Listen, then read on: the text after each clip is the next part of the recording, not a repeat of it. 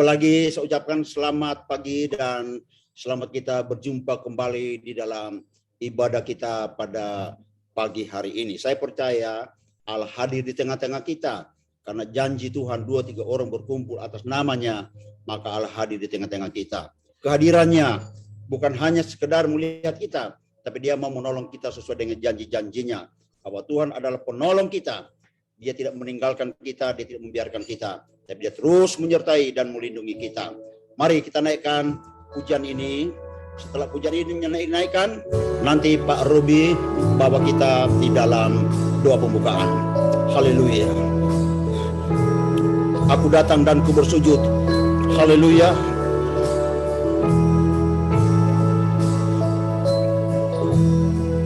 Aku datang dan ku bersujud di hadapanmu, ku rasakan indah hadiratmu. Jesus.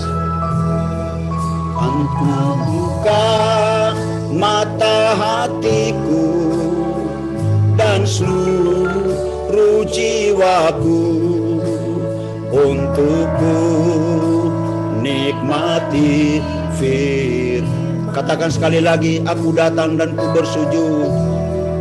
Aku datang dan ku bersujud di hadapanmu, ku rasakan indah hadiratmu.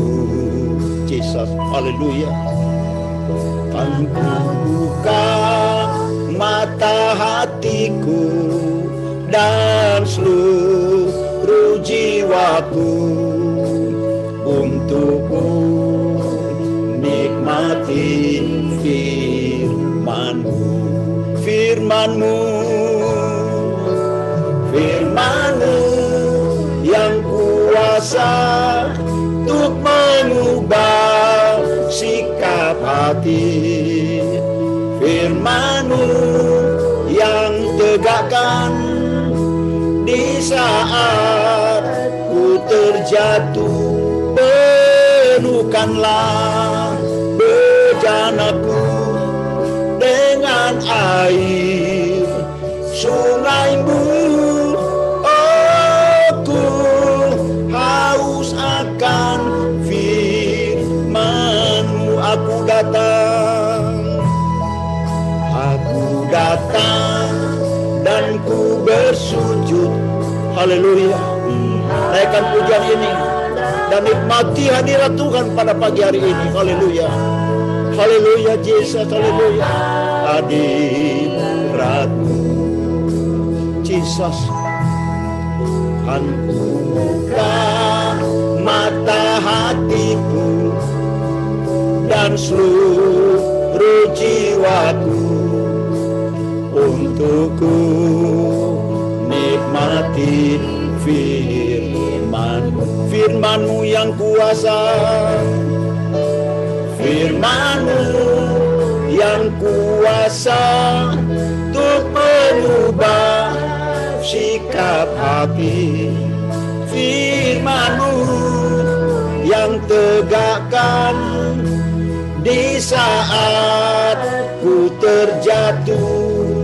Penuhkanlah bejanaku dengan air sungai-Mu. Aku haus akan firman-Mu yang kuasa, firman-Mu yang kuasa untuk mengubah sikap hati, firman-Mu yang tegakkan di saat ku terjatuh. Penuhkanlah bejanaku dengan air sungai-Mu. Aku haus akan haus akan firman-Mu.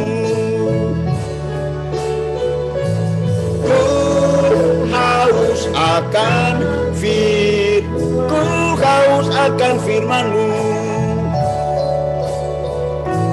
Ku haus akan firman-Mu.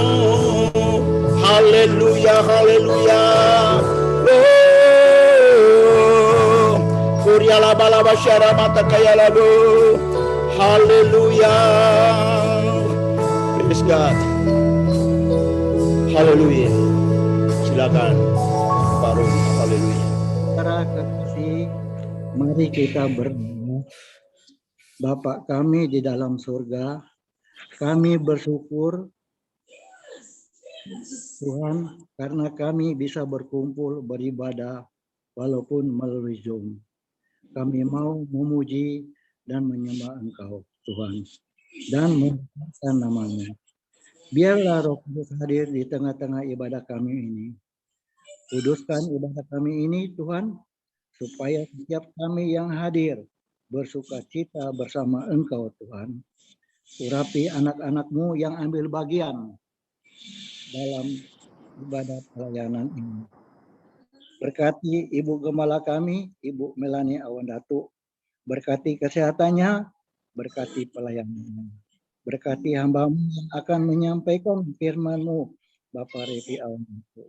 Terima kasih Tuhan, di dalam Tuhan Yesus kami sudah berdoa dan mengucap syukur. Haleluya. Amin. Amin. Terima kasih Pak Ruby untuk doanya.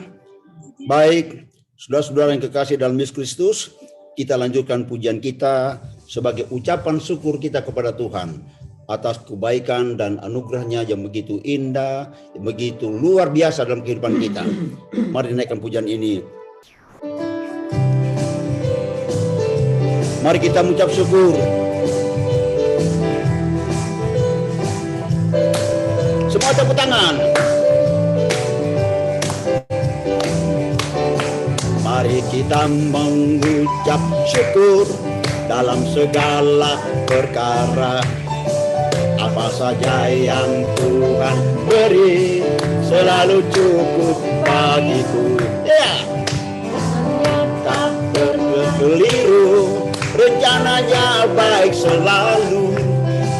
Percaya pada janji Yesus, Dia takkan mengecewakan. Mari bersyukur. Mari kita mengucap syukur dalam segala masalah, agar Tuhan membuka jalan, memberi berkat melimpah. Jangan takut dan jangan bimbang, firman Tuhan ya dan amin. Mari kita mengucap syukur, bab ini nyanyian. Mari bersyukur, mari kita mengucap syukur dalam segala perkara. Apa saja yang Tuhan beri selalu cukup bagiku. Tak keliru, rencananya baik selalu. Percaya pada janji Yesus, Dia takkan mengecewakan. Mari bersyukur, mari kita mengucap syukur dalam segala masalah, agar Tuhan membuka jalan, memberi berkat melimpah. Jangan takut dan jangan bimbang, firman Tuhan ya dan amin. Mari kita mengucap syukur, bab ini nyanyi yang surga. Mari kita mengucap syukur, bab ini nyanyi yang surga. Mari kita mengucap syukur, bab ini nyanyi yang anak Allah. Anak Allah, Yesus namanya, menyembuhkan, katakan menyucikan, menyucikan, haleluya, bahkan mati, tebus dosaku, kubur kosong, membuktikan dia hidup, sebab dia hidup, sebab dia hidup. Ada hari esok, sebab dia hidup. Ku tak gentar karena ku tahu dia pegang hari esok. Hidup jadi berarti sebab dia hidup, sebab dia hidup. Ada hari esok, sebab dia hidup. Ku tak gentar karena ku tahu dia pegang hari esok. Hidup jadi berarti sebab dia anak Allah, anak Allah.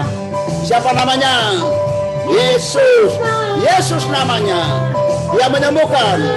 Amin. Haleluya. Menyucikan, bahkan mati, tebus dosaku, kubur kosong membuktikan dia hidup. Ada hari esok, yes Lord, dia hidup. Ku tak gentar karena ku tahu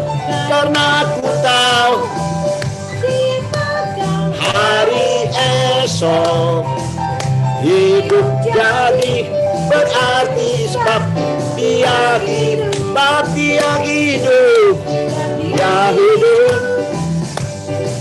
Ada hari esok, sebab dia hidup. Ku tak gentar karena ku tahu dia pegang hari esok. Hidup jadi berarti sebab dia hidup. Haleluya. Hidup jadi berarti sebab dia hidup. Haleluya. Hidup jadi berarti sebab Yesus hidup. Haleluya. Yesus hidup. Amin. Yesus hidup. Haleluya. Kita bukan menyembah Allah yang mati, tapi kita menyembah Allah yang hidup. Yesus namanya yang menghidupkan juga kita. Haleluya. Kita akan dengarkan kesaksian dari Bapak Robi. Silakan Pak Robi. Selamat pagi teman-teman yang Tuhan Yesus kasih. Saya mau berterima kasih kepada Tuhan kepada saya dan istri saya. Saya tinggal sama 5 orang. Istri saya dan 2 pembantu dan 1 sopir. 2 pembantu dan sopir, mereka bertiga semua kena positif COVID-19. Tetapi Tuhan begitu baik buat saya. Dan kita berkuat kena COVID. Ini semua atas kemurahan Tuhan. Terima kasih Tuhan. Demikian kesaksian saya. Haleluya. Amin. Puji Tuhan. Tuhan Yesus adalah perlindungan kita. Darahnya mengcover kita semua. Darahnya memproteksi kita semua. Anak-anak Tuhan, haleluya. Mazmur 91 menjadi bagian kehidupan kita. Dan juga Pak Robi dan Ibu bersama-sama. Sehingga Pak Robi hari ini bisa bersaksi dengan air mata tentunya karena terharu oleh karena jamahan dan perlindungan Tuhan yang dialaminya. Haleluya. Puji Tuhan. Bapak Ibu sekalian, mari kita buka hati kita. Serahkan semua kepada Tuhan. Dan sebab itu saat ini kita mau siapkan hati kita untuk mendengarkan firman-Nya. Firman yang luar biasa. Dan nanti sebentar akan disampaikan oleh hambanya Bapak Pendeta Revi Apendatu. Sementara itu kita naikkan pujian. Mataku tertuju padamu. Haleluya.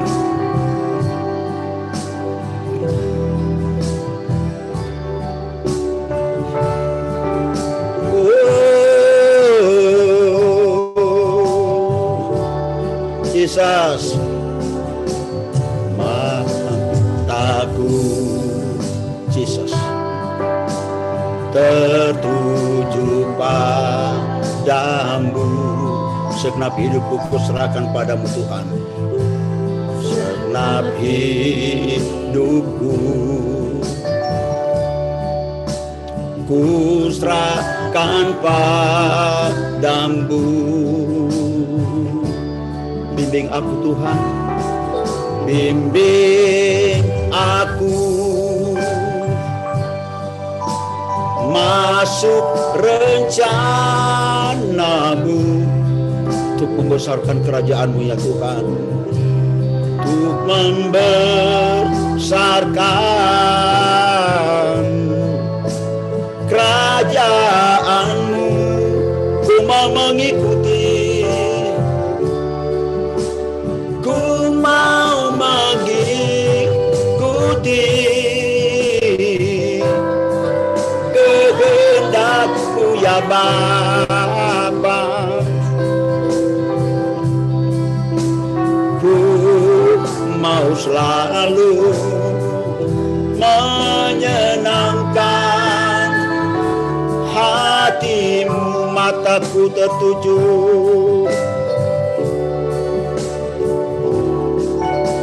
mataku tertuju padamu ya Tuhan, tertuju padamu.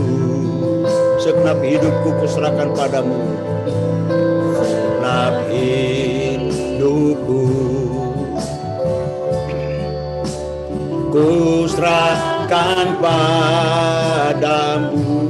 Bimbing aku, bimbing aku masuk rencana-Mu. Haleluya. Untuk membesarkan kerajaan-Mu, ku mau mengikuti, ku mau mengikuti kehendak-Mu ya Bapa. Haleluya. Aku mau selalu menyenangkan hatiku, mau mengikuti, ku mau mengikuti kehendak-Mu ya Bapa. Aku mau selalu menyenangkan hati-Mu, ku mau selalu, ku mau selalu menyenangkan hati-Mu, ku mau selalu, ku mau selalu menyenangkan hati-Mu. Oh haleluya, haleluya. Terima kasih Bapa. Kuriala bala bala basyara batakala bala bala. Haleluya, haleluya. Kami sembah Engkau Bapa, kami muliakan nama-Mu Yesus, Yesus, Yesus, Yesus. Haleluya. Kuriala bala bala bala bala bala bala bala. Kiri bala bala basikara bala bala. Terima kasih Bapa, kami sembah, kami agungkan nama-Mu. Terima kasih Yesus. Terima kasih Bapa. Haleluya. Yesus, haleluya. Bapa, Engkaulah sang firman yang hidup.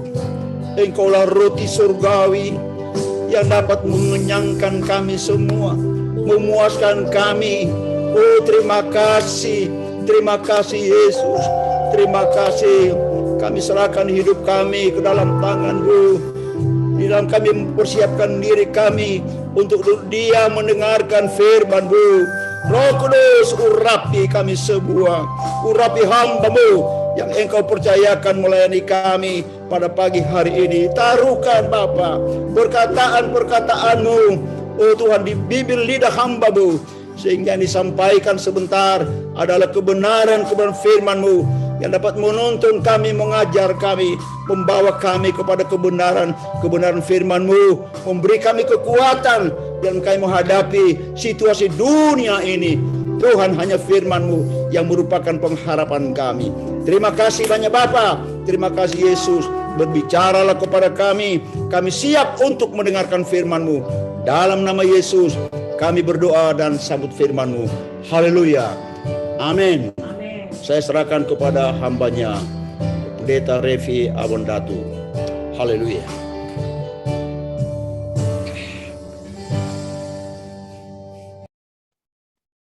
Selamat pagi saudara, apa bisa dengar suara saya semua?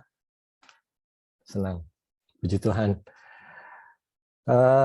Terima kasih Om Hendrik sudah memimpin puji-pujian pada pagi hari ini. Dan background gambar belakangnya bagus sekali ya. Dengan ada 3 salib di belakang yang senantiasa mengingatkan kita kepada korban Tuhan Yesus di kayu salib. Baik saudara yang kekasih, pada pagi hari ini kita akan belajar firman Tuhan yang sudah ditentukan menjadi tema pada bulan Agustus ini adalah peperangan rohani. Mari untuk segera kita buka bersama dalam Efesus 6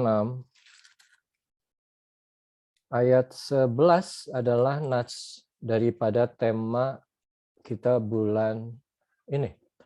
Efesus 6 ayat 11. Kenakanlah seluruh perlengkapan senjata Allah supaya kamu dapat bertahan melawan tipu muslihat iblis. Boleh kita lanjut ke ayat 12. Karena perjuangan kita bukanlah melawan darah dan daging, tapi melawan pemerintah-pemerintah, penguasa-penguasa, penghulu-penghulu dunia yang gelap ini, melawan roh-roh jahat di udara. Ayat berikutnya. Sebab itu, ambillah seluruh perlengkapan senjata Allah, supaya kamu dapat mengadakan perlawanan pada hari yang jahat itu, dan tetap berdiri sesudah kamu menyelesaikan segala sesuatu. Puji Tuhan. Saudara yang kekasih, yang baru kita baca adalah sebuah surat dari Rasul Paulus kepada jemaat Efesus yang mengatakan bahwa hendaklah kita mengenakan perlengkapan senjata Allah supaya kita dapat bertahan melawan tipu muslihat iblis. Satu pesan yang luar biasa penting disampaikan oleh Paulus, Rasul yang dipilih oleh Yesus sendiri kepada jemaat Efesus, mengingatkan pada akhir suratnya bahwa ada satu musuh yang luar biasa yang kita manusia tidak bisa lihat, yang kita manusia tidak bisa lawan sendiri dengan kekuatan kita sendiri, untuk jangan bilang mengalahkannya. Ayat yang baru kita baca, untuk bisa sekedar bertahan saja, kita perlu perlengkapan senjata Allah. Nah, peperangan rohani, kita sudah tahu dari katanya sendiri adalah peperangan yang tidak kasat mata. Satu peperangan yang tidak terjadi di dunia nyata. Tapi apakah terjadi? Ya. Apakah kita sadari? Bisa iya, bisa juga tidak. Kenapa bisa iya, bisa juga tidak? Karena alam roh adalah alam di mana kita manusia bukan hidup di dalamnya. kita manusia memang dituntut untuk menjadi manusia yang dipimpin oleh Roh Allah. Tapi kita masih dalam dunia, kita masih hidup di dalam daging kita. Oleh karena itu, ayat yang tadi juga dibilang, musuh kita bukan darah dan daging, musuh kita bukan manusia. Tapi musuh kita penguasa, pemerintah, penghulu di udara, yaitu siapa? Setan. Nah, kita tahu saudara, kalau kita, Rasul Paulus sendiri bilang, musuh kita adalah setan. Atau setan adalah lawan kita. Ini adalah sesuatu yang luar biasa dalam pengertian bahwa setan ini adalah makhluk roh yang sudah ada sebelum dunia dijadikan. Jadi kita berhadapan dengan satu entitas roh, spirit yang tidak ada. Tapi nyata. Dan Rasul Paulus bilang bahwa kita harus mengenakan perlengkapan senjata Allah untuk dapat bertahan melawan tipu muslihat iblis. Jadi memang ini yang harus kita camkan. Bahwa iblis menyerang bukan lagi dengan cara yang terang-terangan, one on one, tapi dengan cara tipu muslihat, dengan strategi, dengan taktik. Saudara, kalau kita belajar peperangan zaman dahulu, dari zaman Daud, semua peperangan dilakukan secara satria, hadap berhadapan. Ya. Jadi pasukan dari dua sisi yang bermusuhan selalu bersiap-siap dulu di satu sisi yang berlawanan, dan di saat yang bersamaan mereka maju bersama dan berperang. Tidak ada taktik. Pada zaman Daud belum banyak taktik yang digunakan. Tapi peperangan, seiring berjalannya waktu, yang masih menggunakan senjata, sudah mulai menggunakan taktik. Contohnya, kadang ada satu lawan yang menggunakan taktik pura-pura kalah. Dan lawannya dengan semangat coba maju terus, menyerang, mengejar. Karena dia pikir di atas angin. Mereka pikir ini kita sudah di jalan yang tepat. Musuh sudah kalah kok. Dan kita harus maju terus. Dan saat mereka maju terus, ternyata musuh yang pura-pura kalah itu sudah mempersiapkan satu taktik yang tidak diduga. Di mana mereka menyiapkan dua pasukan yang ada di kiri kanannya untuk menyergap si pasukan yang terpancing mengejar. Dan akhirnya kita tahu yang si terpancing itu hancur, kalah. Demikian pula iblis. Banyak siasat yang mereka gunakan. Sehingga saat kita pikir kita menang, kita maju, tapi ternyata iblis tidak kalah. Dia pura-pura saja, ambil nafas sebentar, coba menghilang, dan kita bersemangat mengejar.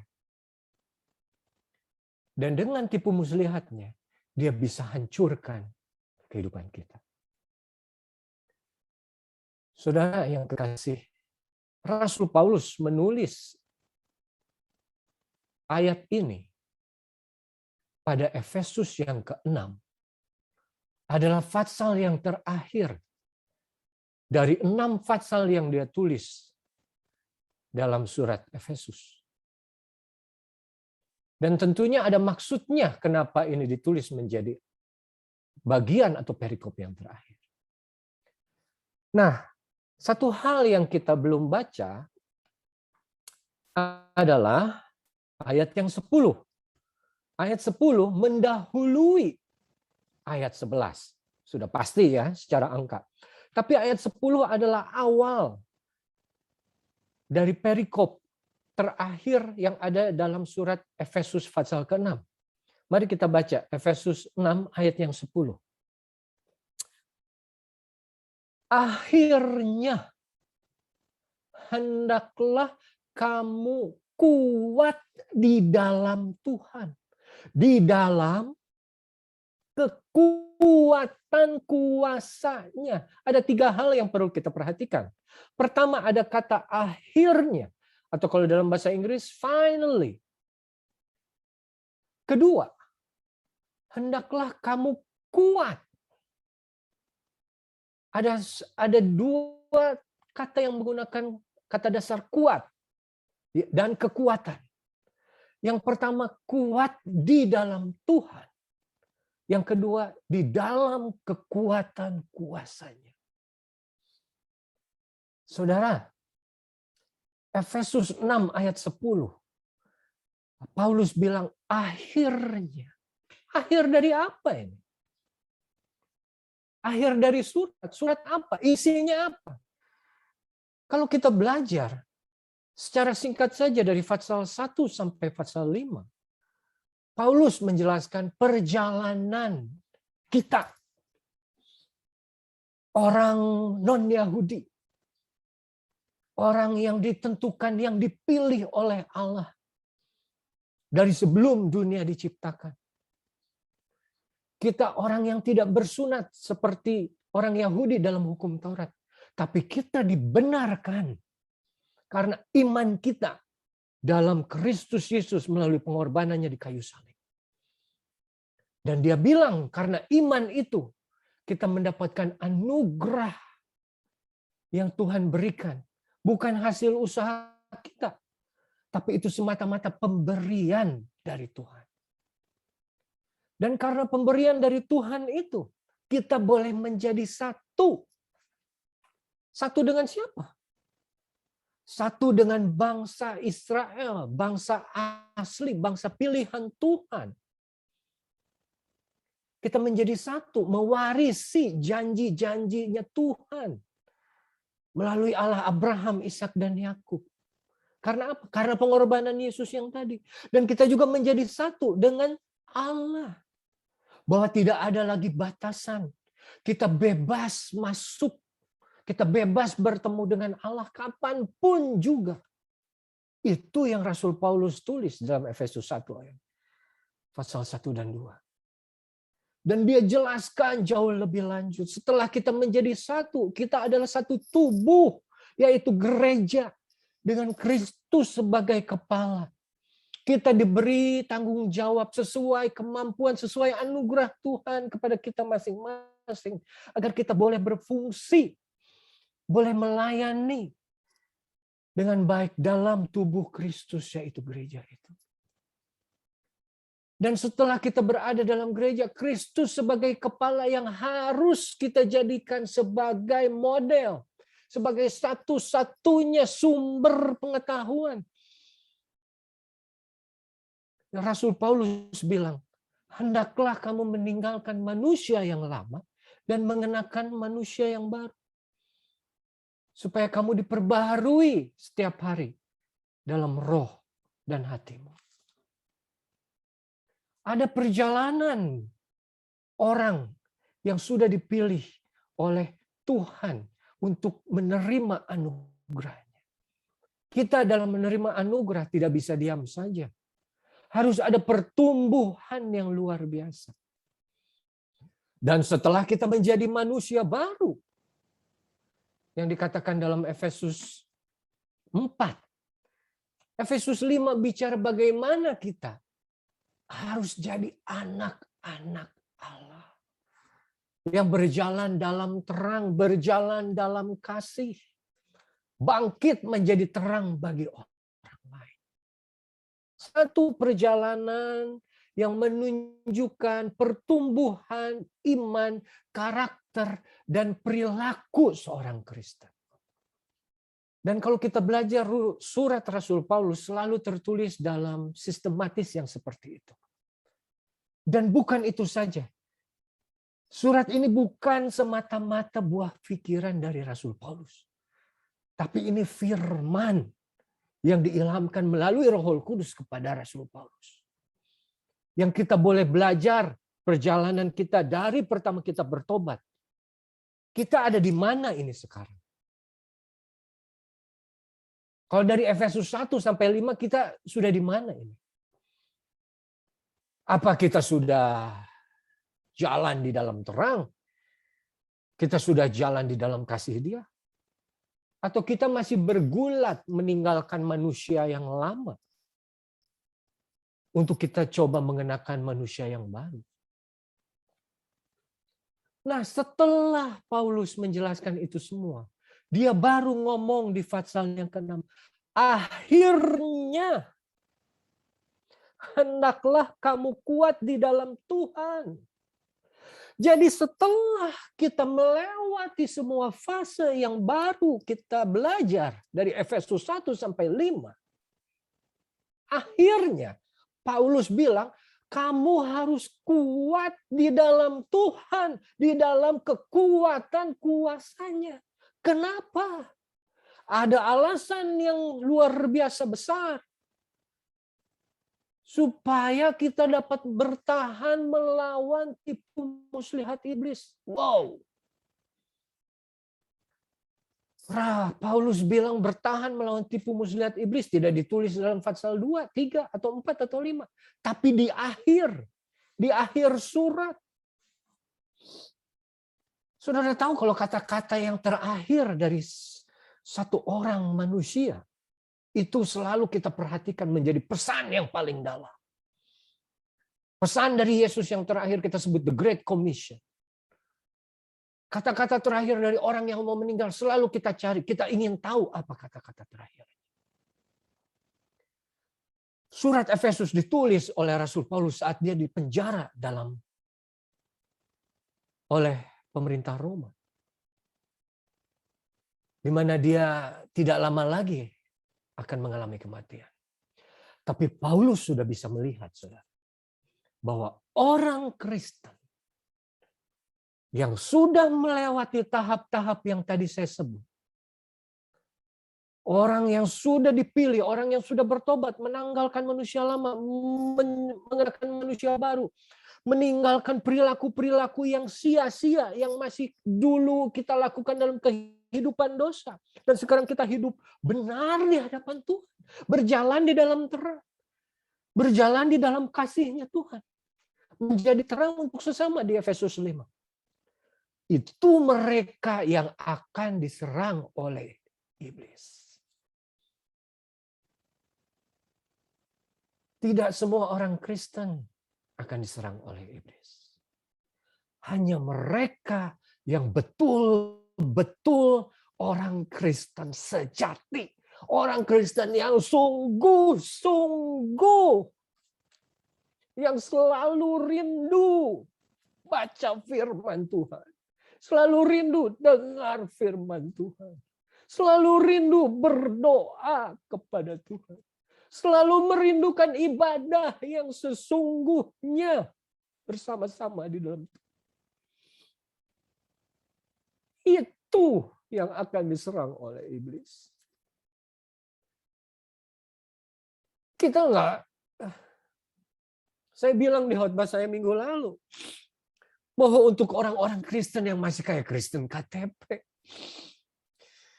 Kristen yang ibadahnya ya, kalau gue ingat gue datang lah, kalau gue ingat gue ada waktu gue datang lah. Doa cuman doa makan, doa bangun tidur, doa sebelum tidur. Firman Tuhan ya, dengerin firman Tuhan kalau pas Zoom. Di luar itu enggak lah, cukup Zoom aja. Nggak mau dengar firman Tuhan dari yang lain. Nggak ada kerinduan baca firman Tuhan.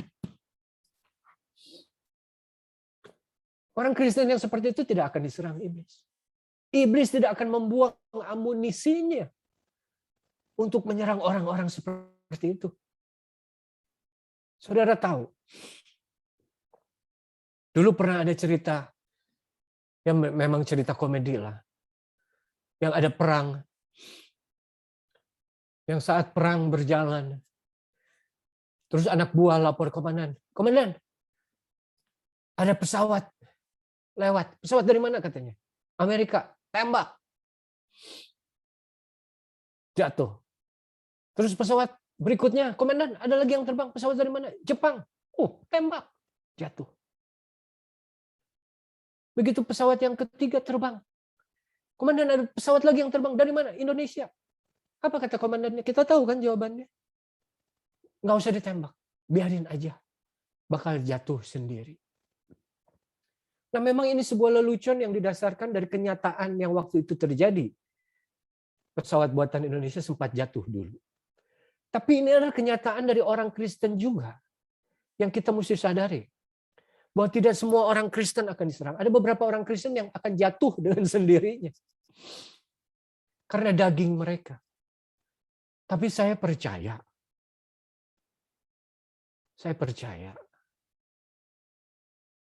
Kalau jemaat-jemaat Sitikon yang sudah beribadah selama ini, puluhan tahun, yang sudah ikut sama Papa di bawah bimbingan Papa, ataupun yang masih baru 10 atau 5 tahun, Anda ini adalah Kristen-Kristen yang sejati. Anda ini adalah Kristen-Kristen yang sesungguhnya. Tapi hati-hati, karena justru orang-orang yang seperti Anda, yang seperti saya, ini yang akan iblis serang. Dengan apa? Dengan tipu muslihat. Bukan dengan hal-hal yang jelas-jelas salah. Iblis tidak akan datang kepada kita. Lelaki misalnya dengan menawarkan ada satu perempuan. Atau iblis tidak akan datang kepada kita dengan menawarkan segepok uang untuk menyuap kita. Karena saya yakin apabila iblis masih menggunakan cara-cara seperti itu, kita anak-anak Tuhan, orang-orang Kristen yang sejati, yang sungguh-sungguh ikut Tuhan berpuluh-puluh tahun, kita masih bisa tahan. Kita masih bisa tidak terjebak, tergoda. Tapi ini saudara, Paulus bilang, iblis datang dengan tipu muslihat. Tipu muslihat, katanya yang dipakai, saudara Nemo sudah bilang minggu lalu, metode iya, dengan taktik, dengan strategi. Artinya apa? Dia tidak akan datang secara frontal. Saudara masih ingat waktu dia mencobai Hawa? Saat iblis bilang kepada Hawa, buah itu boleh kamu makan, kamu tidak akan mati sesungguhnya. Iblis bilang apa? Kamu akan seperti Allah. Kamu akan tahu tentang baik dan jahat. Saudara pikir, iblis tidak bisa memaksa kita untuk melakukan dosa. Tapi iblis bisa sangat mampu untuk mempengaruhi pikiran kita agar kita berbuat dosa. Dia tidak maksa. Saat buah itu mau dimakan, apakah iblis pegang buahnya terus dia jejelin ke mulutnya Hawa? No. Hawa dengan sadar dia petik, ambil dan makan. Saat Yusuf digoda oleh istri Potifar, apakah istri Potifar langsung datang di hadapan Yusuf? Maaf bicara dengan telanjang. Atau maaf bicara dengan langsung melompat untuk memeluk Yusuf. No. Masih sopan dia bilang, marilah tidur denganku. Artinya apa? Iblis akan menyerang pikiran kita dulu. Karena di dalam pikiranlah sebetulnya peperangan yang besar terjadi dalam kehidupan pribadi setiap orang. Dan iblis datang dengan cara yang kita tidak pernah sangka. Iblis bisa datang dengan firman yang sudah diputarbalikkan. Iblis datang kepada Hawa. Kamu akan seperti Allah. Apa jelek saudara kita seperti Allah? Pikir. Allah itu tidak berdosa. Allah itu kudus. Allah itu terang. Kalau kita tidak berdosa, kalau kita kudus, kalau kita terang, apakah salah? No. Tapi itu cara iblis. Dia mengiming-imingi manusia, khususnya Hawa saat itu. Kamu akan seperti Allah.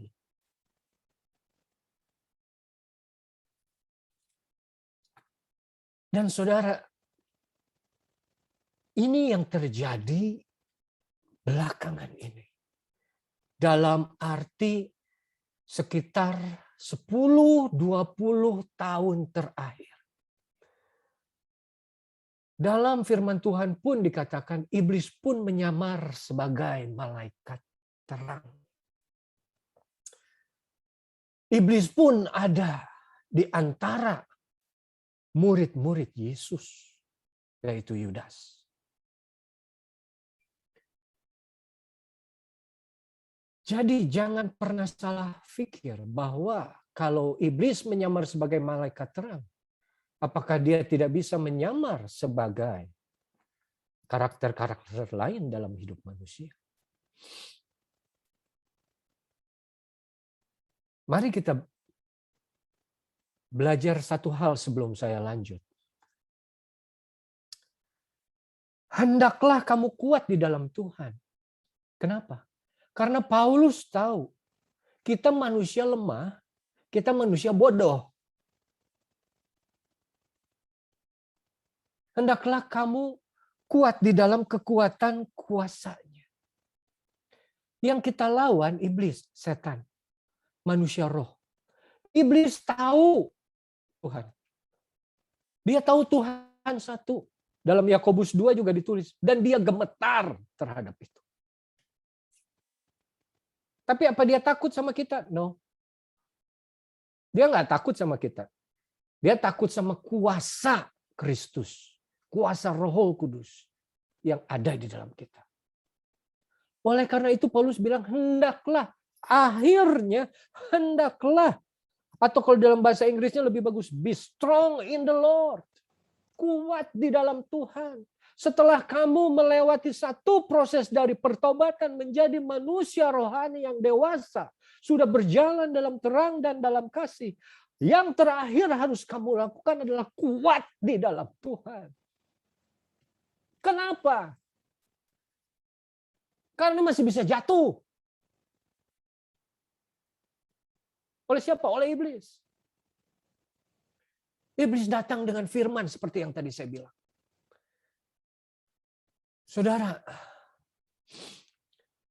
banyak sekali ada beberapa pendeta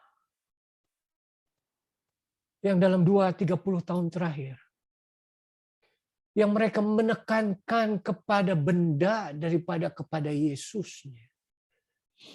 Pusat khotbah, pusat kabar baiknya bukan kepada Yesus, tapi bendanya.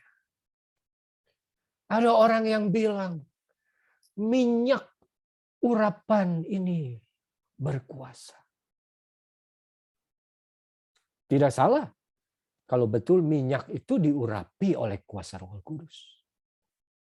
Tapi begitu seringnya itu disalahgunakan. Sehingga banyak orang-orang percaya. Mereka tidak lagi percaya kepada Kristus, tapi kepada satu botol kecil yang isinya minyak. Dan mereka beli itu minyak.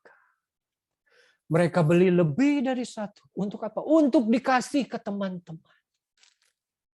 Dibagi-bagi. Untuk apa katanya? Ini untuk dipakai buat doa.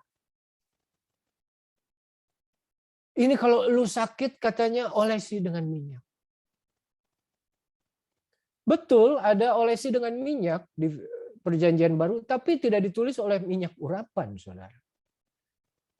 Nah, yang saya mau katakan, hal-hal yang seperti ini adalah tipu muslihat iblis. Dia masuk dengan firman yang sepertinya betul, tapi itu tidak membawa kita kepada pengenalan yang lebih dalam kepada Yesus. Tidak membawa kasih kita lebih dalam kepada Kristus. Buat apa memang botol yang kecil isi minyak urapan itu bisa menyelamatkan? No, darah Yesus yang menyelamatkan. Itu yang Rasul Paulus bilang, kuat di dalam Kristus. Kuat di dalam iman kita. Iman yang di atas firman. Pengharapan, jangan berharap ke yang lain walaupun itu minyak, tapi hanya kepada pribadi Yesus sendiri. Dan kasih, hendaklah engkau mengasihi Tuhan Allahmu dengan segenap hati, jiwa, pikiran, dan kekuatan. Oleh karena itu yang saya mau tekankan dalam pagi ini adalah be strong in the Lord. Jadilah kuat di dalam Kristus. Saudara bisa melewati semua tahap pertumbuhan itu. Tapi yet, still, you can be knocked down by the devil. Saudara tetap bisa jatuh oleh tipu muslihat iblis. Oh, jahat sekali tipu muslihat iblis, saudara. Satu contoh kecil lagi yang saya mau kasih.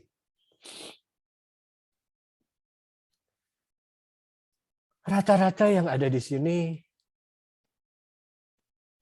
mungkin ya, sebagian besar 50% lebih tua dari saya.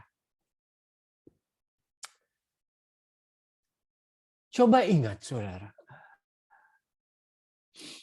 Waktu saudara kecil, ikut sekolah minggu, atau waktu saudara ikut kebaktian di masa remaja atau pemuda, umur 15-20 lah ya. Ingat, saudara, apa pernah ada hamba Tuhan yang bilang, atau pendeta yang bilang, bahwa perpuluhan itu tidak wajib? Perpuluhan itu hanya untuk orang Israel. Jadi kita tidak perlu memberikan perpuluhan. Saya pribadi, waktu saya kecil, saya tidak pernah mendengar itu. Tapi 10-15 tahun terakhir, muncul semacam satu pengajaran yang bilang perpuluhan tidak perlu. Padahal Tuhan sendiri bilang, 1/10 dari hasil usahamu itu adalah hakku. Bawalah ke rumahku agar ada persediaan di lumbungku. Iblis akan menggunakan tipu muslihat seperti ini. Dia akan menggunakan seperti firman Tuhan. Tapi firman Tuhan yang sudah diputar balikan. Banyak sekali firman Tuhan yang sudah diputar balikan oleh orang-orang yang tidak bertanggung jawab. Dulu saya tidak pernah mendengar. Kita tahu Allah kita satu, tapi dia memiliki 3 kepribadian. Tapi sekarang ada yang bilang Allah itu adalah Dwitunggal. Hanya ada Allah dan Roh Kudus. Sedangkan Yesus adalah ciptaan. Wow. Itu apa terjadi? 40, 50, 60 tahun yang lalu. Tidak ada, saudara. Terjadi hanya belakangan ini. Iblis bekerja luar biasa. Menggunakan apa? Tipu muslihat. Tipu muslihat adalah apa? Sesuatu yang kita pikir tidak berbahaya, tidak salah. Kita pikir itu benar, tapi apabila kita ikuti, akhirnya itu tidak membawa kita kepada kebenaran. Yesus sendiri pernah bilang bahwa pada akhir nanti banyak orang yang bilang, Tuhan, Tuhan, tapi aku berkata, aku tidak mengenal kamu. Kenapa? Karena kamu tidak melakukan kehendakku. Saat kita bicara firman Tuhan, saat kita belajar firman Tuhan, saat kita mau dengar-dengaran firman Tuhan, saudara harus belajar dari firman yang asli. Dari orang yang saudara percaya bahwa dia hamba Tuhan yang betul-betul memang diurapi Tuhan. Terlalu banyak hamba Tuhan sekarang yang bermodalkan gampang bicara, enak didengar, khotbahnya mudah dicerna. Terus gue mau dengerin itu. Tapi apakah itu membawa kita lebih dekat kepada pengenalan kita dalam segala hal kepada Kristus? Hati-hati saudara. Saudara datang ke gereja, saudara ibadah. Belum tentu itu akan menyelamatkan kita. Kenapa? Kalau kita punya tempat ibadah atau gereja kita atau hamba Tuhan yang kita dengar khotbahnya adalah hamba Tuhan yang sudah salah dalam teologinya. Nah, saudara, mari saya mau tutup dengan satu hal. Paulus bilang, sebelum dia bilang kenakan seluruh perlengkapan supaya dapat bertahan melawan tipu muslihat iblis dan lain segalanya. Dia bilang, sekali lagi hendaklah kamu kuat di dalam Tuhan, di dalam kekuatan kuasanya. Dan Bapak Gembala kita sudah menulis satu lagu yang betapa hebat kuasanya dalam Efesus 1 ayat 19 yang kalau saya boleh baca untuk saudara. Betapa hebat kuasanya bagi kita yang percaya. Sesuai dengan kekuatan kuasanya. Ada dua hal yang sama yang ditulis pada ayat 19 ini dengan ayat 10 yang barusan kita baca. Kita ada kuasa Yesus dan ada juga kekuatan kuasanya yang dikerjakan Allah di dalam Kristus dengan membangkitkan dia dari antara orang mati dan mendudukkan dia di sebelah kanannya di surga. Kuasanya yang mana? Yang jauh lebih tinggi dari segala pemerintah, penguasa, kekuasaan, kerajaan, tiap nama yang disebut. Bukan di dunia ini saja, melainkan juga di dunia yang akan datang. Kenapa Paulus bilang kita hendaklah kuat di dalam Tuhan, kuat di dalam kuasa kekuasaannya? Karena kuasa Allah itu sudah nyata melalui Kristus yang mati dan dibangkitkan dan didudukkan di sebelah kanan Allah. Dan yang sudah di atas segala-galanya. Kunci kita untuk melawan tipu muslihat iblis. Langkah pertamanya harus kuat di dalam Tuhan. Kuat di dalam kuasanya. Seperti yang saya bilang tadi, kuat itu artinya apa? Iman kita tidak goyah kepada Kristus. Pengharapan kita tetap kepada Tuhan Allah. Dan kita tetap mengasihi Dia lebih dari segala sesuatu. Mari kita tutup dengan satu doa dari Rasul Paulus juga. Dalam Efesus 3 ayat, kita mulai ayat 14, nanti kita akan baca, kita mulai dari ayat 14 ya saudara ya. Mari kita buka. Itulah sebabnya aku sujud kepada Bapa. Lanjut ya. Sampai 21. Yang daripadanya semua turunan yang di dalam surga dan di atas bumi menerima namanya. Aku berdoa supaya ia menurut kekayaan kemuliaannya, catat, menguatkan dan meneguhkan kamu oleh Roh-Nya di dalam batinmu. Ayat 17. Ingat, sehingga oleh apa? Imanmu, Kristus diam di dalam hatimu. Itu maksud yang tadi saya bilang, be strong in the Lord, supaya iman Kristus diam di dalam hati dan kamu berakar dan berdasar di dalam kasih. Ayat 18. Aku berdoa supaya kamu bersama-sama dengan segala orang kudus dapat memahami betapa lebar, panjang, dan tinggi dan dalamnya kasih Kristus. Ayat 19. Dan dapat mengenal kasih itu sekalipun ia melampaui segala pengetahuan. Aku berdoa supaya kamu dipenuhi di dalam seluruh kepenuhan Allah. Mari kita baca bersama ayat 20. 1, 2, 3.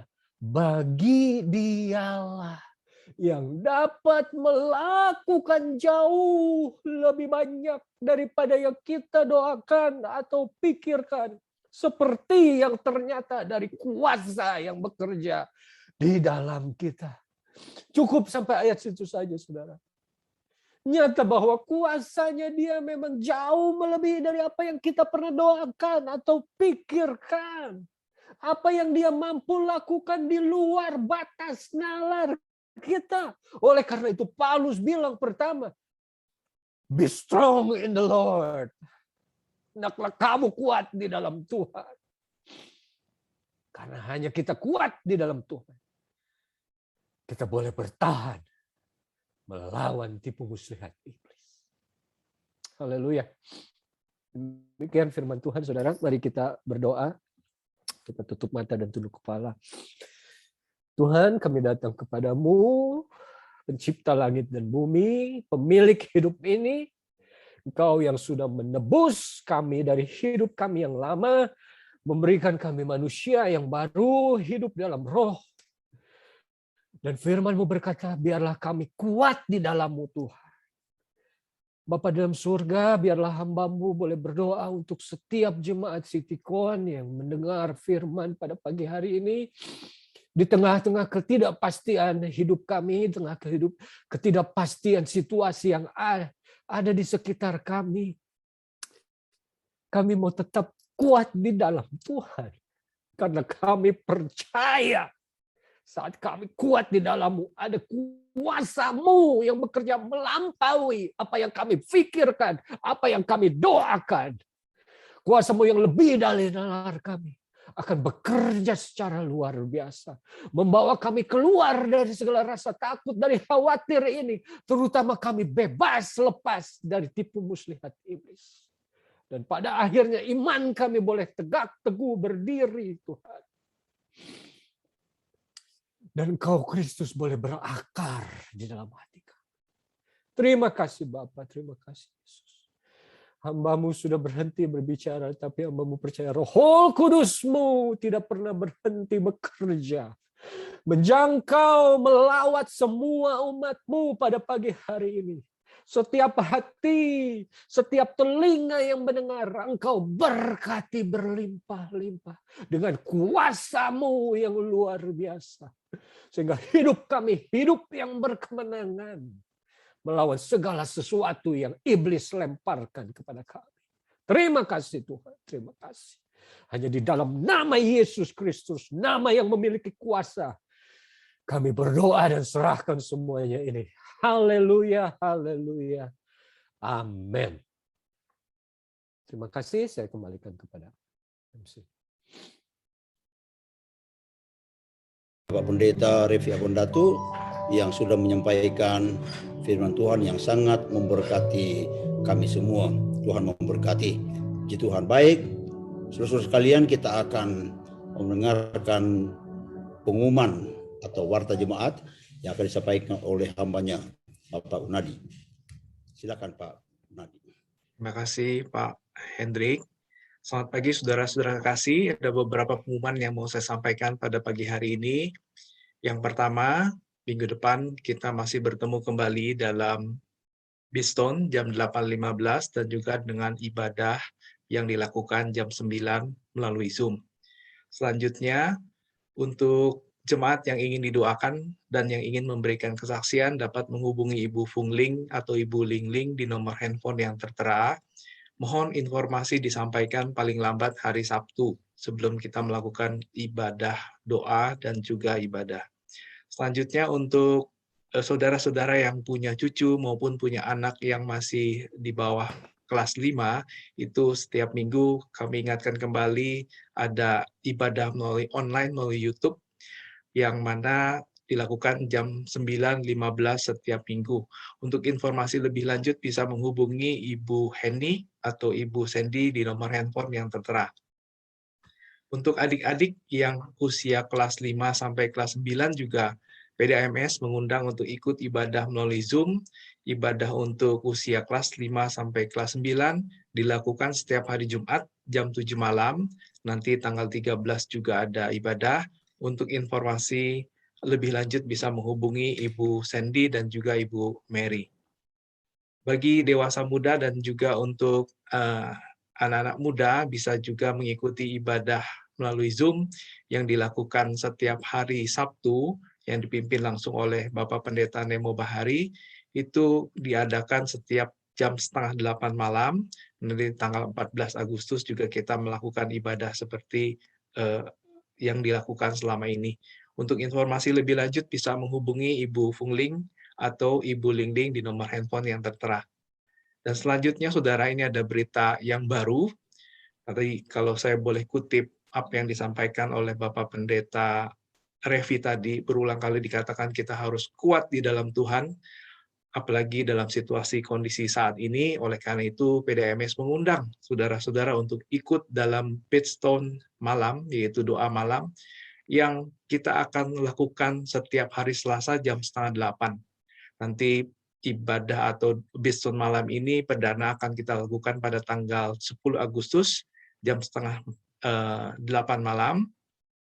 Untuk jemaat yang ingin bantuan doa juga bisa menghubungi atau menginformasikan ke Ibu Fungling atau Ibu Lingling di nomor handphone yang tertera. Mohon informasi disampaikan paling lambat hari Senin.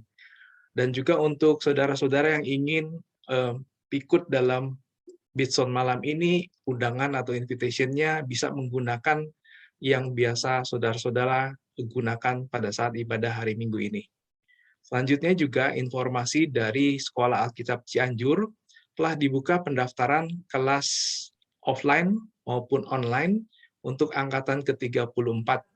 Dan kelas ini dimulai pembelajarannya pada tanggal 24 Agustus, jadi masih terbuka pendaftaran sebelum melakukan kegiatan pembelajaran.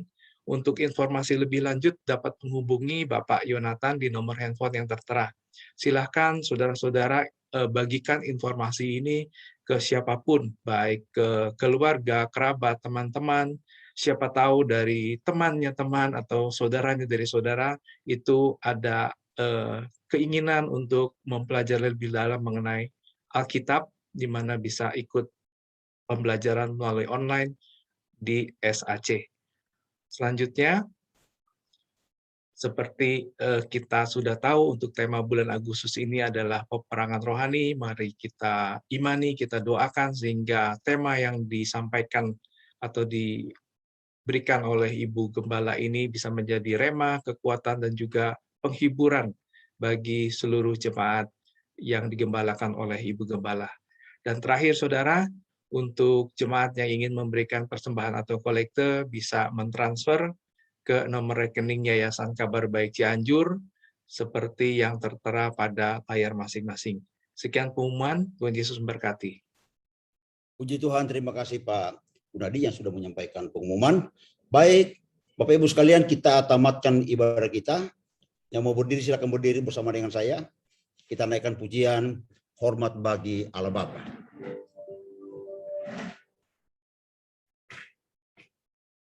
Haleluya.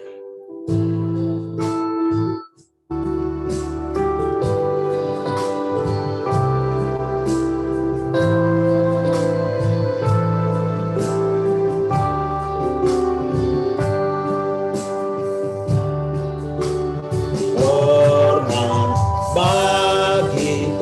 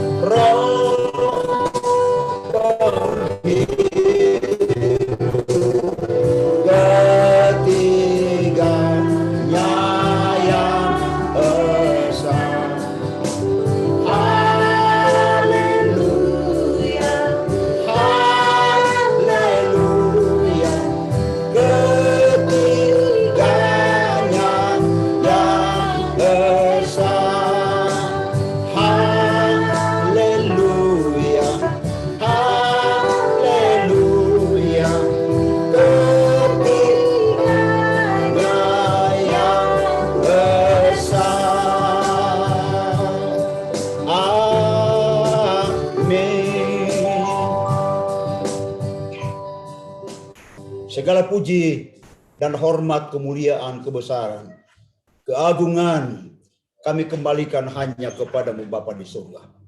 Karena kebaikanmu, kemurahanmu, kesetiaanmu. Kami telah nikmati sepanjang jalannya ibadah kami pada pagi hari ini. Kami sungguh diberkati oleh kehadiran-Nya Tuhan lewat sabda-Mu. Berkati hamba-Mu Tuhan, yang sudah menjadi saluran berkat bagi kami pada pagi hari ini. Urapan Tuhan, rahasia-rahasia firman Tuhan disingkapkan terus dalam kehidupan hamba-Mu, sehingga hamba-Mu selalu menjadi berkat buat banyak orang dimanapun dia melayani. Terima kasih banyak Bapa. Berdoa buat seluruh jemaat yang sudah hadir. Apapun yang menjadi persoalan dan pergumulan umat-Mu, Engkau penolong bagi kami semua. Engkau Tuhan yang memberi kekuatan. Terima kasih banyak Bapa buat firman-Mu. Dan semua ini tertanam dalam hati kami ya Bapa. Untuk kami terus kuat di dalam Tuhan. Dengan kuasa Yesus, tidak ada kuasa yang lain yang bisa menolong kami selain daripada kuasa Yesus yang kekal selama-lamanya. Terima kasih banyak Bapa. Kami kesempatan ini berdoa untuk Ibu Honsen yang Engkau sudah tambahkan umurnya kemarin. Tuhan berkati dia, dimanapun dia berada, lindungi dengan kuat kuasa darah. Di mana dia melangkah, di mana dia berada, Tuhan menyertai dan melindunginya. Terima kasih banyak Bapa. Terima kasih Tuhan, ajaib kuasa-Mu ya Tuhan. Hidup ini Tuhan, yang ada kami hidupi sekarang ini, kami terus menyerahkan dan mempersembahkan kepada Tuhan. Terima kasih banyak Bapa, ajaib kuasa-Mu ya Tuhan. Terpuji-pujilah nama-Mu kekal selama-lamanya.